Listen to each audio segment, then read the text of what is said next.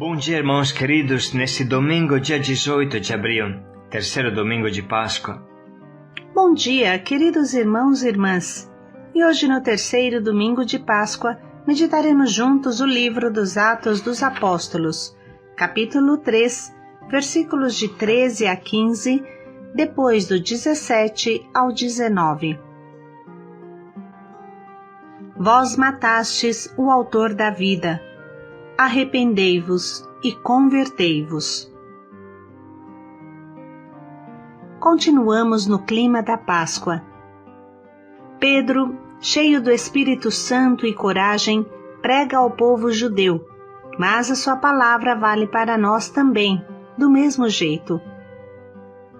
Vós entregastes, rejeitastes, matastes o autor da vida. É isso que nós também fazemos com os nossos pecados, as nossas loucuras. Arrependei-vos e convertei-vos. É o convite de Deus, a ordem que Deus nos dá para viver. Isso significa inverter decididamente a marcha da nossa vida e nos consagrar a Deus com todas as nossas forças. Dos Atos dos Apóstolos. Naqueles dias, Pedro se dirigiu ao povo dizendo: O Deus de Abraão, de Isaac e de Jacó, o Deus de nossos antepassados, glorificou o seu servo Jesus.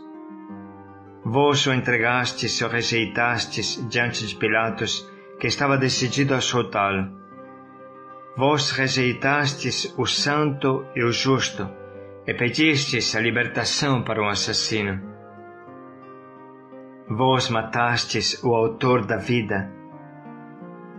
Mas Deus o ressuscitou dos mortos, e disso nós somos testemunhas. E agora, meus irmãos, eu sei que vós agistes por ignorância, assim como vossos chefes. Deus, porém, cumpriu desse modo o que havia anunciado pela boca de todos os profetas, que o seu Cristo haveria de sofrer. Arrependei-vos, portanto, e convertei-vos, para que vossos pecados sejam perdoados. Palavra do Senhor. Graças a Deus. Sem dúvida, a caminhada pascal nos ajudou e nos ajuda a entender esta frase tão forte e chocante. Vós matastes o autor da vida.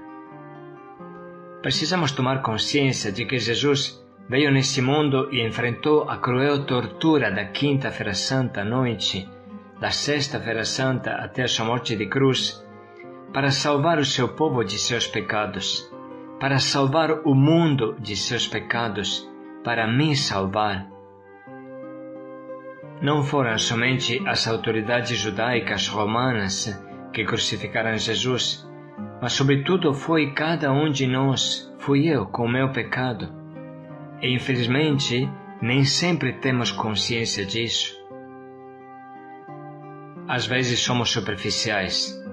Achamos que os nossos pecados não sejam tão graves. No máximo, afetam a nós mesmos, mas nada tem a ver com Deus. Assim pensamos, de forma errada.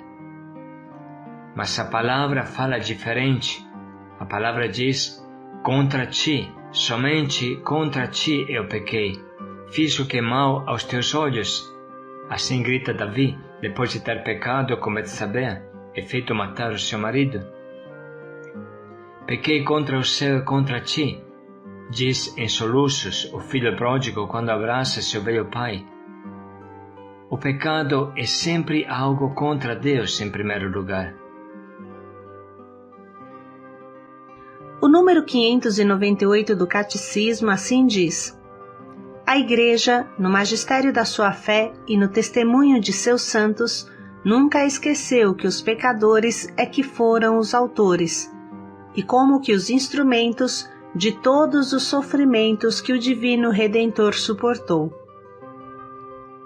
Partindo do princípio de que os nossos pecados atingem Cristo em pessoa, a Igreja não hesita em imputar aos cristãos a mais grave responsabilidade no suplício de Jesus, responsabilidade que eles, muitas vezes, imputaram unicamente aos judeus.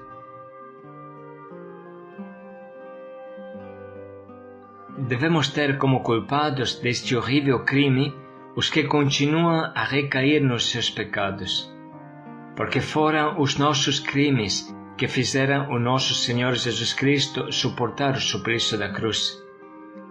É evidente que aqueles que mergulham na desordem e no mal crucificam de novo em seu coração, tanto quanto depende deles, o Filho de Deus pelos seus pecados, expondo-o à ignomínia.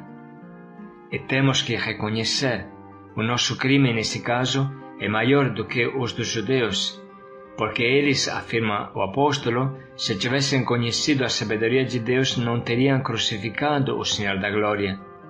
Ao passo que nós, pelo contrário, fazemos profissão de o conhecer, e quando o renegamos pelos nossos atos, de certo modo levantamos contra ele as nossas mãos assassinas. Assim fala o Catecismo Romano.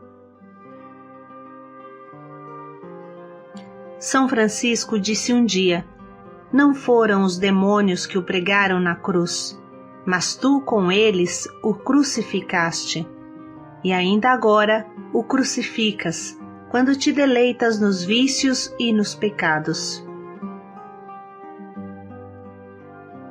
Continuando à luz das palavras do Catecismo, no número 602, assim encontramos: consequentemente, Pedro pode formular assim a fé apostólica no plano divino da salvação.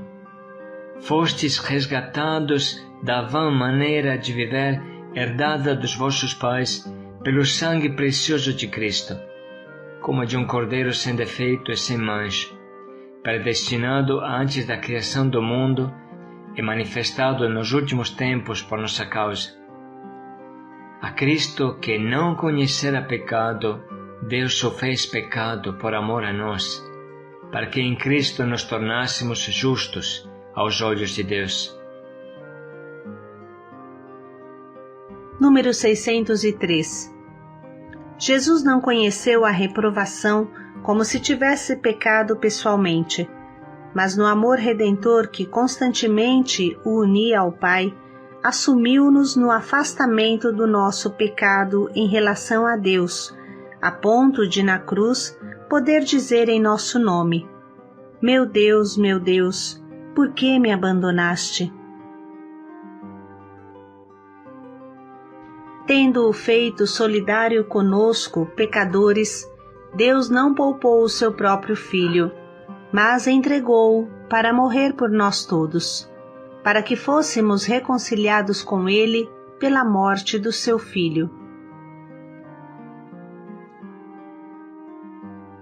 Para entender em profundidade o que acontece, precisamos focar a realidade do pecado, que é um trair quem nos ama de um amor imenso. O pecado é quebrar o nosso laço vital com Deus, é cuspir no rosto de Deus, virar as costas para Deus, rasgar o coração de Deus, como o filho pródigo rasgou o coração de seu pai. É isso que diz o terceiro cântico do servo de Yahvé: ofereci as costas para me baterem e as faces para me arrancarem a barba. Não desviei o rosto de bofetões e cusparadas. Nunca poderemos encontrar palavras adequadas para expressar o que o nosso pecado cria no coração de Deus. O nosso pecado fere Deus profundamente, não porque Ele não seja todo-poderoso, mas porque sua essência é o amor, e o amor busca reciprocidade, exige a reciprocidade como um esposo vive da reciprocidade da esposa, e a esposa vive da reciprocidade do esposo. O pecado é trair o nosso casamento com Deus. Nascemos casados com Deus, mas com o pecado rasgamos este relacionamento de amor com Ele. O pecado se manifesta, antes de mais nada, como a desobediência. Em Gênesis, assim está escrito: não comam dos frutos da árvore do conhecimento do bem e do mal. A mulher tomou, comeu, deu ao marido. Esta é uma desobediência, é um trair o pacto com Deus, o que Ele havia pedido. Qualquer relacionamento de amor, irmãos, é um pacto de amor, e os pactos devem ser obedecidos e respeitados. Na sua origem, o ser humano tinha uma só vontade com Deus, um só pensamento, um só sonho com Deus, um só objetivo. O entrosamento com Deus era total. Existia somente o paraíso de amor entre nós e Deus. Mas com o pecado, nós viramos as costas para Deus. Criamos a nossa vontade, uma vontade que muda toda hora e que nos escraviza com os vícios. Isso é muito pior aconteceu com o pecado. O homem, todos nós, eu, você, todos, fomos na direção oposta a Deus. Rasgamos a vontade de Deus, fizemos as nossas vontades. Saímos do paraíso terrestre para nunca mais voltar. O desfecho de tudo isso é a morte. Todos nós precipitamos no reino dos mortos por causa dos nossos pecados. Eu posso ver a realidade clara do que o meu pecado provoca em Deus, olhando para a Sexta-feira Santa. Devo colocar bem na cabeça que no relacionamento nunca o pecado é só meu. Para retomar o exemplo do matrimônio, se um homem trai a sua esposa, ele não comete pecado somente contra si mesmo, mas também contra a esposa, rasga o seu coração. A vida da esposa não será mais a mesma, a vida de seus filhos não será mais a mesma. A esposa pode perdoá-lo, mas não pode ignorar a facada que entrou no seu peito. Em um relacionamento de amor, a falta de amor é morte. Isso é o que provocamos no coração de Deus. Deus não é indiferente ao nosso pecado. Por quanto cruel tenha sido a tortura da crucificação, ela é muito pior se pensarmos que todos os pecados da história pesavam sobre a cabeça de Jesus. Todas as traições da aliança, do relacionamento com Deus, esmagavam seu coração. O suar sangue no Jardim das Oliveiras era causado por esse infinito pecado que Jesus carregava e o esmagava. Eu matei Deus. Essa é a consequência do meu pecado.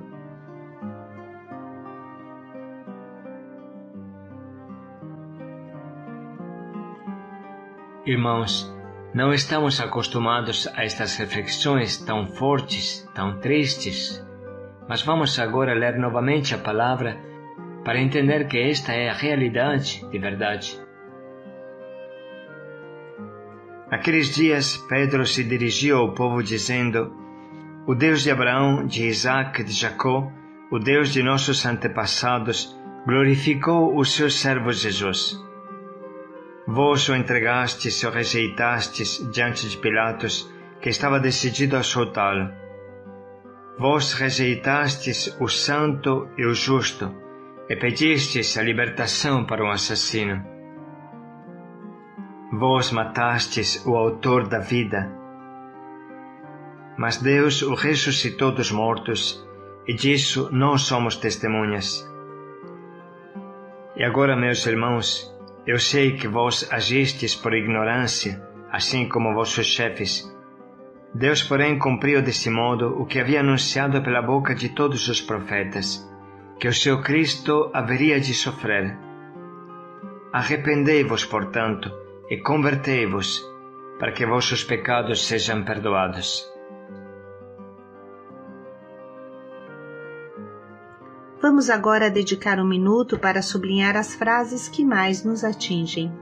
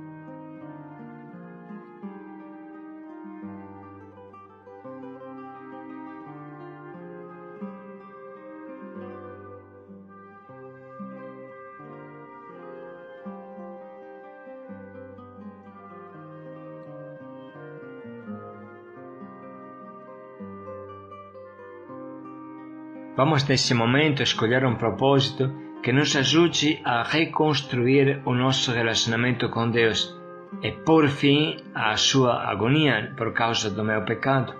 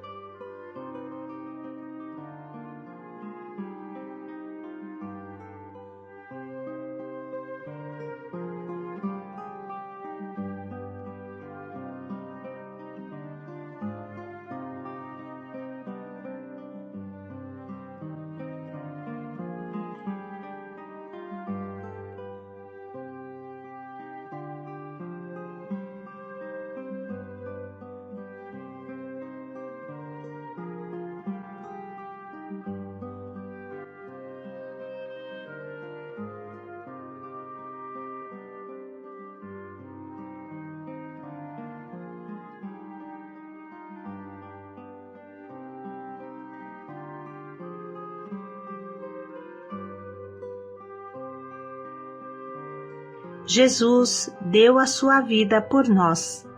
Paz e alegria a todos. Dessa forma nos resgatou, nos salvou. Paz e alegria a todos.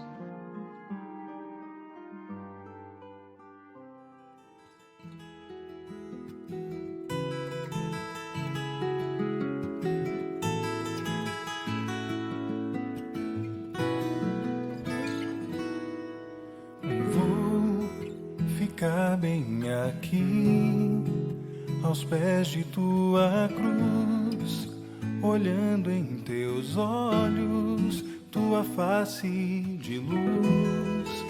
Não sou merecedor de todo esse amor, perdoa porque eu matei. Ah, porque zombam de ti e não te consolam, não veem o bem que fizeste por toda a terra. Porque não deixa a cruz e larga o sofrer, e ainda pede ao Pai perdão por quem não crê. Ouço teu grito, chamar meu nome, entrega-me ao Pai e lava o meu pecado. O céu se abre, a dor me consome,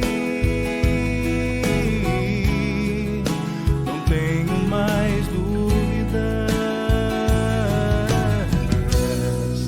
és o Filho de Deus.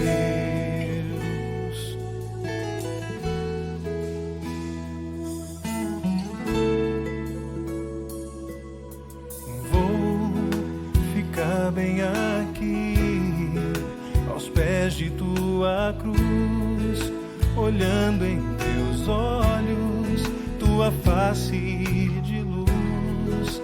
Não sou merecedor de todo este amor, perdoa porque eu matei. Ah, porque zombam de ti e não te consolam, não veem o bem que fizeste por toda a terra.